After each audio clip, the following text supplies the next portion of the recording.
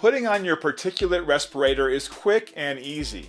Start by placing it in the flat of your hand with the open side facing up and the nose section pointing forward. Let the straps dangle. Move the mask up to cover your nose and mouth. Tighten the nose covering so the thin metal strip conforms to the shape of the bridge of your nose. This gives you a custom fit that securely keeps particulates outside the mask.